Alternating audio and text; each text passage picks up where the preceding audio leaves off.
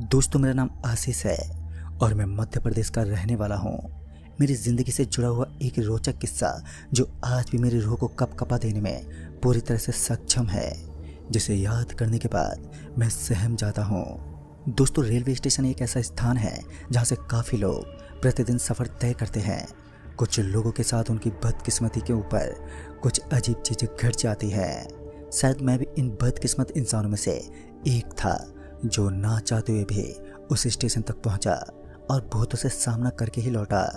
हुआ कुछ ऐसा था कि मध्य प्रदेश के भोपाल में स्थित एक रेलवे स्टेशन पर पहुंचा तो मैंने देखा कि अभी भी मेरी बुआ और फूफा जी को आने में वक्त लगने वाला था। उस वक्त शाम के 7 बज रहे थे। दिसंबर का महीना था, जिस वजह से मैं अपने बदन पर एक चादर ओढ़कर स्टेशन पर घूमने लगा। काफ़ी वक्त बीत गया, तभी मैंने देखा कि पटरियां थर-थर कांप रही थी। मतलब किसी ट्रेन के आने का संकेत था। लेकिन जैसा कि मेरे फूफा ने बताया था कि ठंड और कोहरे के कारण ट्रेन को आने में वक्त लगेगा। ऊपर से इंजन में भी कुछ गड़बड़ी चल रही थी, तो ट्रेन बीच बीच में रुक रही थी। हमारा घर यहाँ से थोड़ी दूरी पर था, जिस वजह से मैं ये सोचकर स्टेशन पर लौटा था कि मेरी बुआ और फूफा जी को सामान उठाने में कोई दिक्कत ना हो और मैं उन्हें आराम से घर ले जा सकूँ। इसी तरह उस स्टेशन पर टहलते टहलते जब ठंड ने मेरे जिस्म के ऊपर कुछ ज़्यादा ही अटैक कर दिया तो मैं थोड़ा तेज तेज घूमने लगा ताकि कुछ पलों के लिए मेरे शरीर से ठंड गायब हो जाए। इसी बीच मुझे उस स्टेशन पर मेरी ही आयु का एक लड़का इधर से उधर टहलता हुआ दिखा। काफ़ी देर तक तो मैं ये सोचता रहा शायद ये लड़का मुझसे बात कर ले और हम वक्त काट सकें। लेकिन उस लड़के की इस अवस्था को देखकर मुझे ऐसा लग रहा था मानो ये डिप्रेशन में है और मुझसे बात करने के मूड में नहीं है। फिर क्या था, मैंने उस लड़के से कहा, अरे भाई साहब, मैं काफ़ी देर से नोट कर रहा हूँ, तुम इधर से उधर चक्कर काट रहे हो, क्या बात है? तो उस लड़के ने कहा, वो मुझे काफ़ी समय बीत गया है और मेरी मम्मी और पापा अभी भी यहाँ नहीं पहुँचे। मेरा नाम नितिन है और दोपहर के 2 बजे के बाद मैं इस स्टेशन पर थमा हुआ हूँ, लेकिन अभी तक मेरे मम्मी पापा स्टेशन पर नहीं पहुँचे। उसकी बातें सुनकर मैं भी थोड़ा दंग रह गया। हम दोनों आपस में बात कर ही रहे थे कि अचानक ही मेरी नाक में किसी चीज़ के जलने की बदबू घुस गई। मैं इधर से उधर देखने लगा, कहीं किसी के कपड़ों पर आग तो नहीं लग गई। लेकिन शुक्र था कि सब कुछ अभी तक तो सही सलामत था। इसी बीच मुझे एक औरत और एक आदमी पटरियों के ऊपर घूमते हुए नजर आए। ऊपर से पटरियां भी थर्रा रही थी। ऐसा लग रहा था मानो ट्रेन आने वाली है। इसी बीच उस औरत का एक पाँव लोहे की एक छोटी कील के अंदर फंस गया। उस वक्त उसने जूते पहन रखे थे और जूतों को इतनी जल्दी निकालना कतई आसान नहीं होता। ट्रेन अपनी फुल स्पीड के साथ तेज तर्रार उनकी तरफ बढ़ने लगी। ट्रेन की रोशनी पड़ते ही मेरी रूह कांप उठी। मुझे कहीं ना कहीं ये समझ आ चुका था कि अब मेरी जिंदगी का विनाश होने वाला है। 2 ही क्षण में उस ट्रेन ने उन दोनों को कुचल कर दिया। सच बताऊं तो मेरे हाथ पांव फूल चुके थे। मैं ऐसी अवस्था में था कि चाहकर भी अपने शरीर को हिला डुला नहीं पा रहा था।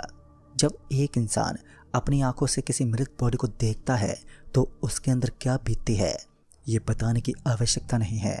उनके शरीर के टुकड़े टुकड़े इधर उधर बिखरने लगे। मेरे बगल में खड़ा नितिन नाम का वो लड़का भी इस नज़ारे को देख रहा था। ट्रेन वहाँ से गुजर गई। फिर उस लड़के ने कहा, क्या आप मेरे मम्मी पापा को ढूंढने में मेरी मदद करेंगे? मैंने अपनी मुंडी हाँ में हिलाई, लेकिन मुझे एक बात बड़ी ही विचित्र और अजीब लग रही थी कि इस खौफनाक एक्सीडेंट को देखने के बाद भी उस लड़के पर कोई असर नहीं था। जहाँ पर वो लड़का टस से मस नहीं हुआ तो वहीं मेरा पूरा शरीर विचलित हो उठा। पता नहीं उस लड़के के अंदर ऐसी कौन सी एनर्जी थी जिसके कारण उस पर कोई प्रभाव नहीं पड़ा। लेकिन ट्रेन के गुजर जाने के बाद मैंने देखा कि जहाँ पर पटरियों के ऊपर खून के साथ साथ उस औरत और उस आदमी के धड़ नजर आने चाहिए थे, तो वहाँ का नज़ारा एकदम साफ था। ऐसा लग रहा था मानो उस जगह पर कुछ हुआ ही ना हो। सब लोग खामोशी के साथ अपने अपने काम में लगे हुए थे। पता नहीं ये दृश्य उन लोगों को दिखा भी था या ये सिर्फ मेरा वहम था। मैं अपने पसीने को पोंछता हुआ अपने कदमों को आगे बढ़ाने लगा, लेकिन डर के मारे मेरा पूरा शरीर जाम होने लग गया। उस लड़के ने कहा, अरे भैया क्या हुआ? आप इतना कांप क्यों रहे हो? और इतनी ठंड होने के बावजूद भी तुम्हारा पूरा बदन पसीना क्यों छोड़ रहा है? मैंने अपने आप को शांत किया और पूरी बात बताई तो वो लड़का जोर जोर से हंसते हुए कहने लगा, अरे भाई, तुम्हारा दिमाग खराब हो गया क्या? मुझे तो उन पटरियों के ऊपर कोई भी नजर नहीं आ रहा है, और वैसे ऐसा भी तो हो सकता है कि आपका कोई भ्रम हो। दूसरी तरफ अभी भी मेरे मन में अजीब ख्याल आ रहे थे। फिर वो लड़का कहने लगा, भाई साहब प्लीज़ आप मेरी मदद कीजिए, मैं बड़ी मुसीबत में हूँ। काफ़ी देर तक ढूंढने के बावजूद भी मुझे अपने घर वाले नहीं मिल रहे हैं। उसका वो मायूस चेहरा देखकर मेरे दिल में दया उत्पन्न हो गई और मैं उस लड़के के साथ साथ चलने लगा। उसने मुझे अपने पीछे आने को कहा। तभी उसने बताया कि पास में एक और स्टेशन पड़ता है, यानी कि एक और पुराना रेलवे स्टेशन जिसके ऊपर ट्रेन पहुंचती है। मैं उस लड़के की बात सुनकर थोड़ा हैरान था, क्योंकि आज से पहले मैंने कभी भी उस स्टेशन को देखा नहीं था।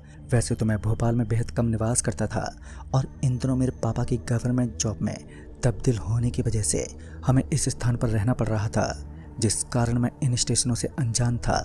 नितिन नाम का वो लड़का मुझे बार बार अपने पीछे आने को फोर्स कर रहा था, क्योंकि अब मैं मजबूर हो चुका था, जिस कारण उसके पीछे जाना अब मेरा कर्तव्य सा बन चुका था।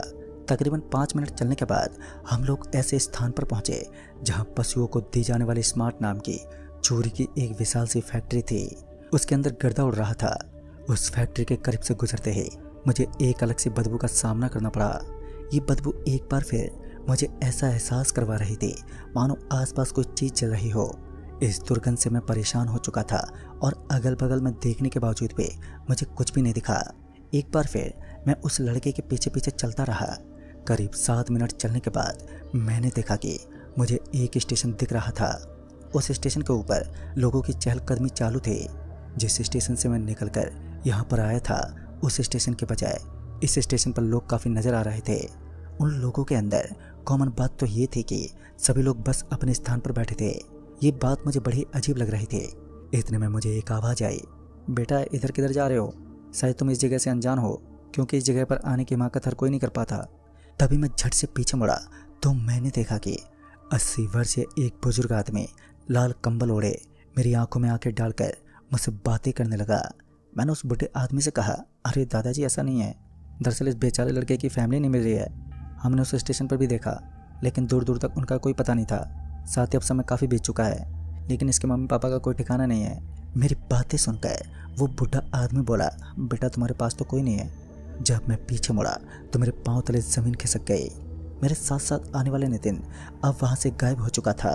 ये दृश्य बड़ा ही अजीब और बेहद डरावना था। जब वापस उस बुढ़े आदमी की तरफ पलटा तो मेरी सांसें उखड़ने लगी। अब ना ही तो वो बूढ़ा नजर आ रहा था और ना ही दूर दूर तक नितिन का कोई ठिकाना था। अपने मम्मी पापा को ढूंढने आए नितिन खुद ही वहाँ से गायब हो चुका था। मुझे उस स्टेशन की स्थिति भी कुछ ठीक नहीं लगी, तो मैंने वहाँ से जाने का निश्चय किया, क्योंकि अब मेरे अंदर इतना शौर्य नहीं था कि मैं उस स्टेशन पर कुछ पल के लिए रुक सकूं। तभी मैंने देखा कि स्टेशन पर मौजूद सारे यात्री अब वहां से गायब हो चुके हैं और तब जाकर मुझे यकीन हुआ कि मेरे ऊपर कोई छलावा सवार है। पहले भी मैंने छलावा नामक इस ताकत की कई सारी चर्चाएं सुनी हैं। कहते हैं कि ये किसी भी रूप में आकर इंसान को फंसा देती हैं और रात के 12 बजने के बाद उस इंसान को खुद को मारने पर मजबूर कर देती हैं।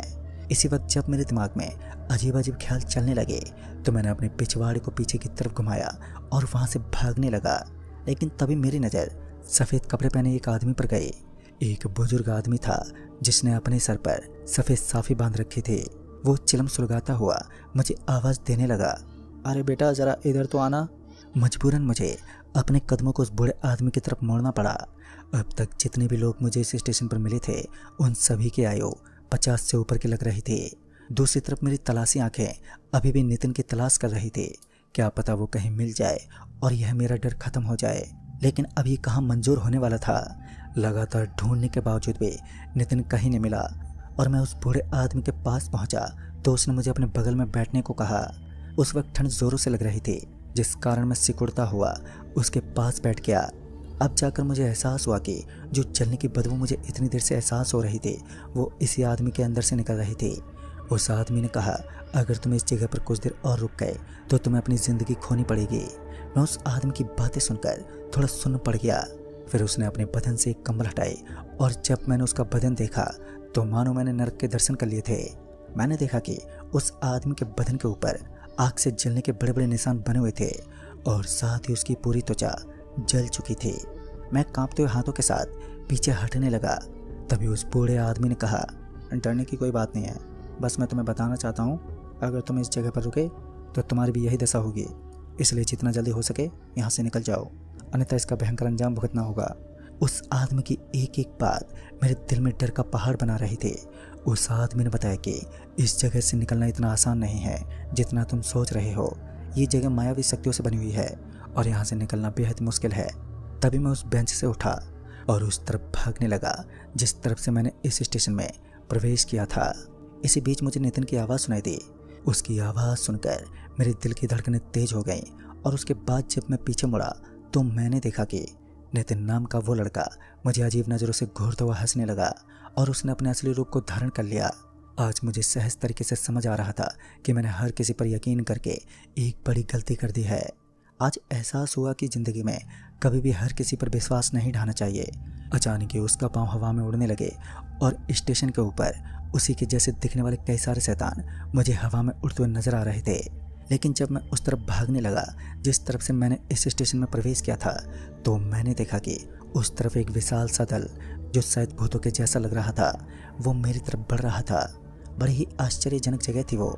यहाँ से निकलने तक का रास्ता मुझे मालूम नहीं था। इतने में ही मुझे पटरियों के ऊपर एक बार फिर एक औरत और एक आदमी दिखा। एक बार फिर पटरियाँ थर-थर काँप रही थी और इस बार की आवाज़ तो उस स्टेशन को हिला देने में भी सक्षम थे। जोर से गुजरने वाली ट्रेन ने एक बार फिर उन दोनों को कुचल दिया।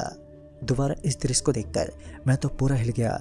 इस बार ये दृश्य बिल्कुल असली था, जो कि स्टेशन के ऊपर खून के छींटे लगे हुए थे। पटरियां खून की वजह से पूरी तरह से लाल हो चुकी थी। ये नज़ारा मेरे दिल को कपकपा देने में पूरी तरह से कायम था। कुछ देर तक तो मैं अपने शरीर को हिलता डुलता देखता रहा क्योंकि मेरे पास कोई चारा नहीं था और मैं कुछ भी कर पाने में नाकाम था। एक बार फिर मेरे कानों में किसी के हंसने की आवाज़ गूंज उठी। ये कोई और नहीं बल्कि नितिन का बहरूपिया ही था, जो असल में एक शैतान था। उसके अस्तित्व को मिटा पाना मेरे बस की बात नहीं थी। उसने अपने हाथ का इशारा किया और जब मैंने उस तरफ देखा तो मैंने पाया कि एक औरत और एक आदमी उस बेंच पर बैठे हुए थे।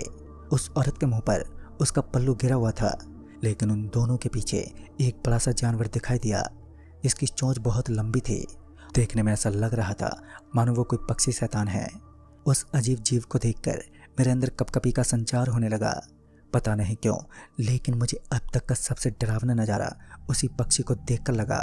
उसने अपनी गर्दन ऊपर की तरफ उठाई तो उसकी नाक तो किसी पक्षी की तरह प्रतीत हो रही थी, लेकिन उसका चेहरा किसी इंसान की भांति लग रहा था।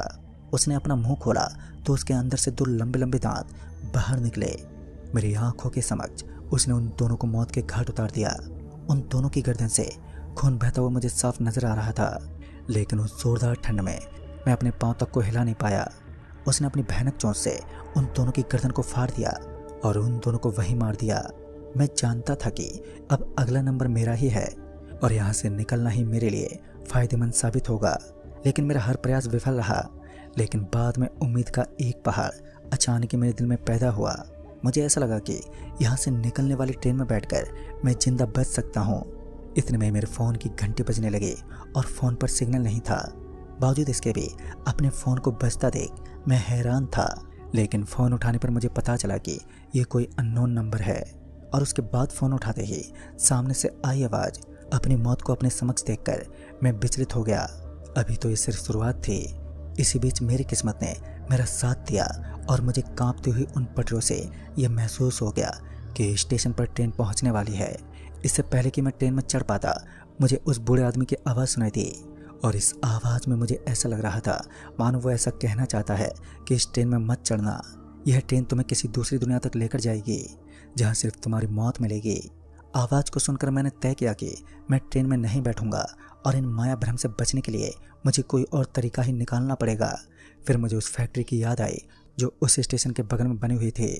अभी भी मुझे उस तरफ धुआं निकलता हुआ नजर आ रहा था। सतर्कता बरतते हुए इस बार मैं उस धुएं की तरफ बढ़ता रहा।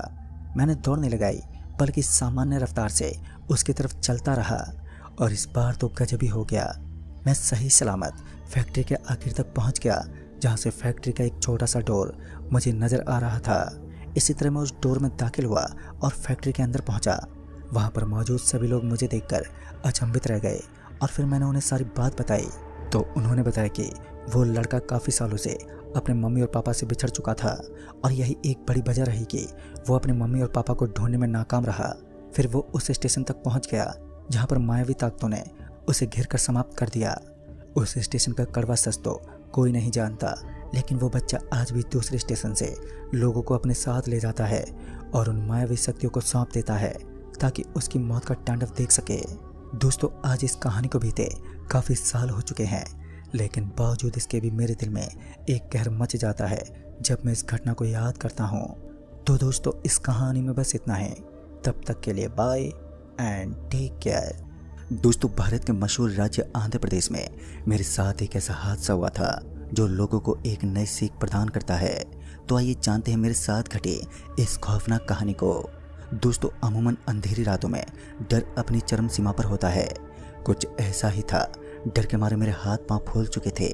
इस समय मैं आंध्र प्रदेश के एक छोटे से रेलवे ट्रैक पर था और वहां से मुझे एक ऑटो रिक्शा लेकर अपने चचेरे भाई, जो आंध्र प्रदेश में गवर्नमेंट जॉब करते थे, उन्हीं के पास जाना था मुझे।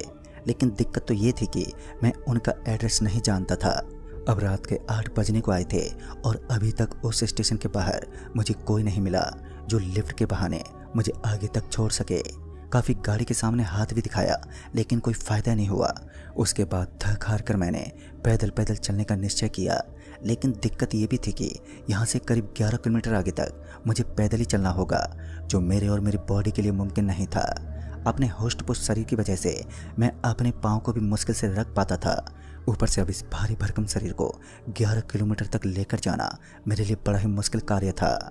ऐसा नहीं था कि मेरा वजन ज़्यादा था, किंतु काफ़ी ज़्यादा सफ़र और साथ ही अपनी हाइट के अकॉर्डिंग थोड़ा ज़्यादा थकान होने के कारण मुझे चलने फिरने में दिक्कत होने लगी।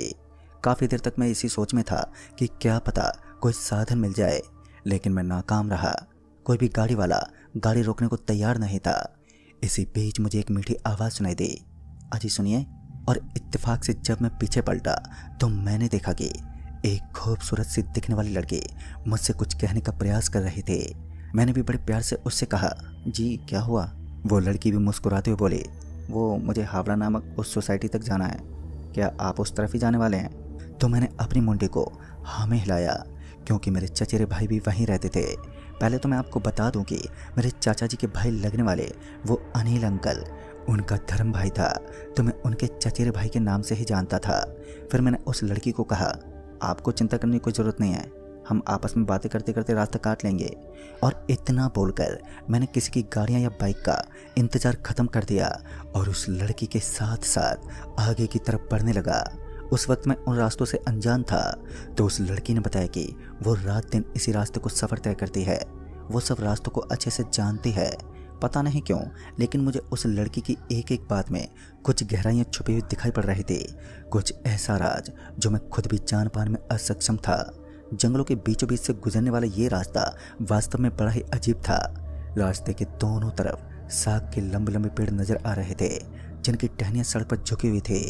बातें करते हुए मैंने उस लड़की से कहा, देखो ना कितना अद्भुत दृश्य है, पेड़ की शाखाएं भी ज़मीन तक पहुंच रही हैं। पता नहीं क्यों, लेकिन मुझे तो बड़ा ही अजीब फील हो रहा है। इससे पूर्व कि मैं कुछ और बोल पाता, उस लड़की ने कहा, तुम इस जगह को अच्छे से नहीं जानते। ये वास्तव में कोई अद्भुत स्थान नहीं, बल्कि एक ऐसा डरावना स्थान है। और इतना कहने के बाद उस लड़की का मुंह बंद हो गया। इसी बीच जंगल के पास मौजूद वाले पेड़ों के अंदर से मुझे किसी चीज़ की आवाज़ सुनाई दी। आवाज़ बड़ी तेज और अचंभित करने वाली थी।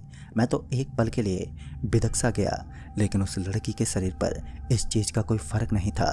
वास्तव में मैं पहली बार किसी ऐसी लड़की को देख रहा था जिसके चेहरे पर इस जंगल के रास्ते से गुजरने के बावजूद भी कोई डर नहीं था। इतना जिगरा किसी लड़की में होना सच में बड़ा ही आश्चर्यजनक होता है। खैर, मैं इस जगह से अनजान था, तो मैंने उस लड़की के ऊपर अपना फोकस नहीं किया और चुपचाप रास्ते पर चलता रहा। पता नहीं क्यों, लेकिन मुझे ऐसा लग रहा था कि बस कुछ ही दूरी में उस लड़की के हाव भाव बदल गए हैं। उसके बोलने और चलने का अंदाज भी मुझे बड़ा ही अजीब लग रहा था। कुछ देर तक तो मैं बर्दाश्त करता रहा, लेकिन बाद में जब उस लड़की ने मुझे चेतावनी देते हुए कहा, अगर तुमने यहाँ से जाने की हिमाकत की तो तुम अपनी जान गंवा दोगे। पता नहीं क्यों, लेकिन वो लड़की बहकी बहकी बातें करने लगी। मुझे लगा कि शायद इसका दिमाग सटक गया है। तभी मैं थोड़ा गुस्से से लथपथ हुआ और मैं कहने लगा, आपका दिमाग तो ठीक है ना? आपने मुझे इस रास्ते पर चलने को कहा था और मैं यहाँ तक पहुँच गया हूँ, अब आगे क्यों नहीं जाऊँगा? तभी उस लड़की ने धीरे धीरे हंसना भी शुरू कर दिया और उसके हंसने की वॉइस अब किसी बड़े साउंड के रूप में तब्दील हो चुकी थी। उसके हंसने की आवाज़ मानो उस सुनसान पड़े जंगल में एकमात्र रूप से सुनाई दे रही थी। तभी मैं अपनी आंखों को नीचे झुकाता हुआ पीछे की तरफ हटने लगा। लेकिन यही मेरी सबसे बड़ी गलती थी कि मैं उस लड़की के साथ ही यहाँ तक पहुँच गया। यकीन तो मुझे हो चुका था कि ये कुछ अजीब ही है। जब दोबारा मैंने अपनी नज़र उठाई तो मैंने देखा कि उस लड़की का शरीर अब धीरे धीरे हवा में तब्दील होने लगा। वो सफ़ेद सफ़ेद धुआं बनकर वहाँ से गायब हो गई। पता नहीं अब मुझे चैन की सांस मिली या फिर खतरे की घंटी। ये मुझे समझ नहीं आ रहा था कि अब आगे जाऊं या फिर वापस स्टेशन की तरफ बढ़ने लगूं, क्योंकि सब कुछ मेरी समझ से बाहर था और इतनी अच्छी मेरी किस्मत भी नहीं थी कि इस घनघोर जंगल में मुझे कोई साधन मिल जाए जिसके ऊपर सवार होकर मैं अपनी ज़िंदगी की रक्षा कर सकूं। अब मैं पूरा डर से सहम चुका था। बस कुछ पल और बाकी हैं और उसके बाद तुम्हारी लाश यहाँ से गुजरेगी। ये आवाज़ जस्ट मेरे पीछे से आई। फटाफट मैं पीछे मुड़ा तो मेरी आंखें खुली की खुली रह गईं। मुझे जोरदार सदमा लगा। आसमान से उतरी पंखों वाली एक डायन जो किसी अज्ञात शक्ति का रूप लग रही थी। भूत प्रेतों के बारे में तो मैंने काफ़ी सुना था, लेकिन आज जिस चीज़ को मैं देख रहा था वो तो मेरे दिमाग से भी बाहर थी। ये एक ऐसी अकल्पनीय चीज़ थी जिसे देखकर मैं पूरा थर-थर काँप उठा। इसके बड़े बड़े दांत और हाथों में लंबे लंबे नाखून, वह इसका पूरा दल जो मुझे कभी भी मौत के घाट उतार सकता था। मुझे अपनी जान की परवाह होने लगी। मैं इस अधेड़ उम्र में मरने के लिए बिल्कुल भी तैयार नहीं था। मेरे पास भी एक रास्ता था जो अभी भी मेरी जान बचा सकता था, और वो था मेरा फ़ोन। तभी मैंने फ़ोन निकाला और किसी को फ़ोन करने की ट्राई करने लगा तो मैंने देखा कि मेरा फ़ोन तो स्विच ऑफ हो चुका था। जब उसे खोलने की कोशिश की तो मेरी बदकिस्मती के कारण वो भी नहीं खुल पाया। मुझे तो खुद पर ही गुस्सा आ रहा था, और एक तो किसी अज्ञात लड़की के साथ ही यहाँ तक सफ़र काट कर मैंने सबसे बड़ी गलती को अंजाम दिया। दूसरी तरफ मैं बुरा फंस चुका था और सामने की ओर देखा तो जंगली रास्ता अभी भी सन्नाटे से भरा लग रहा था। एक पत्ता भी नहीं हिल रहा था। मेरे कदमों की आवाज़ मुझे साफ साफ मेरे दिल की धड़कनों को तेज कर रही थी। इतने में एक हवा के झोंके ने एक बार फिर उस खामोशी को तोड़ दिया और सब कुछ फिर से नॉर्मल हो गया। कभी माया भ्रम होता तो कभी आसमान से उड़ने वाली भयानक डायन, किसी जानवर के घुर्राने जैसी आवाज़ ने मेरे शरीर में एक बार फिर सनसनी का संचार किया। यह आवाज़ मेरे सामने से आ रही थी, लेकिन अंधेरा होने की वजह से मैं कुछ देख नहीं पा रहा था। सामने की ओर से एक तेज रोशनी चमकने लगी जो मेरी आंखों तक घुस रही थी। सब कुछ अचानक हो रहा था जिसे समझ पाना तो मेरे बस की बात नहीं थी। मैं अपनी पलकों को छुपाने की नाकाम कोशिश करता रहा, लेकिन जहाँ जहाँ मैंने अपनी आंखों को झुकाया मुझे वहीं उस रोशनी का सामना करना पड़ा। कुछ देर के बाद वो रोशनी आना बंद हो गई। ये तेज तर्रा रोशनी वास्तव में बड़ी अविश्वसनीय थी। जिंदगी में पहली बार इतनी तेज रोशनी का सामना कर रहा था जो शरीर पर पड़ने के बाद शरीर भी आग की तरह तपने लगा। एक बार फिर मुझे उसी महिला का सामना करना पड़ा जो बार बार मेरे दिल में डर का आतंक मचा रही थी, मगर इस बार उसका स्वभाव बदल चुका था। जब वो मेरे ऊपर अटैक करने वाली थी, आहिस्ता आहिस्ता उसने अपने कदमों को मेरी ओर बढ़ाया और फिर मेरा गला दबोच लिया। उसकी पकड़ इतनी मजबूत थी कि पहली ही बार में मैं चैत हो गया और ज़मीन पर गिर पड़ा। पता नहीं उस औरत के मूड में ऐसा क्या जच रहा था कि वो बार बार मुझे उठा उठा कर पटक रही थी। लगातार 2 से 3 बार ऐसा ही हुआ, मगर उसके बाद मेरी आंखें बंद हो गईं। फिर तकरीबन आधे घंटे के बाद जब मैंने अपनी आंखें खोली तो मैंने पाया कि इस वक्त मैं एक गुफा में था। उस गुफा के चारों तरफ जंगली पेड़ों की शाखाएं नजर आ रही थी। अब मेरा गला सूख चुका था, साथ ही मेरे गले के ऊपर कुछ लगा हुआ था। ठीक से देखने पर पाया कि वो खून था। हालांकि अच्छी बात तो ये थी कि उस गुफा से निकलने का रास्ता सामने दिखाई पड़ रहा था, और मैं अपने खून से सने हुए गले को पहुंचता हुआ उस गुफा से बाहर निकला तो मैंने देखा कि बाहर तो वही इलाका था जहां मेरे साथ अजीब अजीब घटनाओं ने जन्म लिया था। हालांकि अब दूर दूर तक मुझे उस भयानक डायन का तो कोई नामो निशान नहीं दिख रहा था, लेकिन इसी बीच मुझे एक बूढ़ी अम्मा नजर आई जिन्होंने मुझे गुफा में चलने का इशारा किया। लेकिन अब मैं कहाँ उनकी बातों को स्वीकार करने वाला था। पहले भी किसी पर विश्वास करके मैंने बड़ी मुसीबत को खरीद लिया था, और अब मैं नहीं चाहता था कि मेरे साथ कुछ और गलत हो। उस बूढ़ी अम्मा ने कहा, बेटा अगर तुम यहाँ से कुछ और कदम आगे बढ़े तो वो आसमानी डायन तुम्हें यहीं पर ख़त्म कर देगी। कुछ तो था जो उस बूढ़ी अम्मा को सबसे अलग दिखा रहा था। फिर उसने कहा, मैं तुम्हें कोई नुकसान नहीं पहुंचाऊंगी, ये मेरा वादा है। अगर तुम अपनी जान की परवाह करते हो तो गुफा के अंदर घुस जाओ, अन्यथा तुम्हें इसका अंजाम भुगतना पड़ेगा। पता नहीं क्यों, लेकिन ना चाहते हुए भी मैं उस बूढ़ी अम्मा की बात को मानता हुआ उस झोपड़ी के अंदर घुस गया। शायद उस बूढ़ी अम्मा के द्वारा कहे गए शब्द मेरे दिल तक पहुंच गए। मैं तत्कालीन झोपड़ी के अंदर पहुंचा तो उसके अंदर हड्डियों के साथ साथ मांस के टुकड़े बिखरे हुए थे। कहीं ना कहीं यहाँ पर भी कुछ गलत तो था जिसे मैं समझ नहीं पा रहा था। फिर मुझे अचानक नींद की झपकी आने लगी। नींद इतनी जोरों से आ रही थी कि मैं ना चाहते हुए भी जमीन पर बैठ गया और अपनी आंखें बंद करने लगा। मैं पूरी कोशिश कर रहा था कि मैं सोने के बजाय यहाँ से निकलने का कोई रास्ता तलाश लूँ, लेकिन मैं पूरी तरह से नाकाम रहा और गहरी नींद लेने लगा। फ़ोन की घंटी के साथ साथ जब मैंने अपनी आंखें खोली तो मैंने पाया कि उसी सड़क से बाएं ओर सटा हुआ एक स्थान जहाँ पेड़ों के अलावा कुछ नजर ही नहीं आ रहा था और मैं उस स्थान पर लेटा हुआ था। अब वो झोपड़ी भी वहाँ से गायब हो चुकी थी और इस अविश्वसनीय नज़ारे को देखकर मुझे विश्वास ही नहीं हुआ। उसी दौरान मैंने देखा कि रात के तकरीबन 3:30 बजने को आए थे और मेरे बगल से बाइक की हेडलाइट की रोशनी मेरे माथे पर टपक रही थी। मैं उस इंसान से लिफ्ट मांगने की अब कोशिश करने लगा, लेकिन जब वो मेरे पास पहुंचा तो मैंने देखा कि ये तो कोई और नहीं बल्कि मेरा चचेरा भाई ही था। फिर उन्होंने बताया कि उन्होंने फ़ोन की लाइव लोकेशन देख लिया था कि इस वक्त मैं कहाँ पर मौजूद हूँ और ज़्यादा समय लगने के कारण वो चिंतित हो गए और उसके बाद यहाँ तक पहुँच गए। दोस्तों, उस दिन मैं उस औरत का शुक्रगुजार था जिसने मेरी जान बचाने में एक अहम भूमिका निभाई, लेकिन आज तक मैं इस बात को नहीं जान पाया कि आखिर वो औरत कौन थी और उसकी झोंपड़ी में मांस के टुकड़े क्यों थे। कुछ लोगों का कहना है कि सालों पहले ये जगह श्रापित हो गई थी।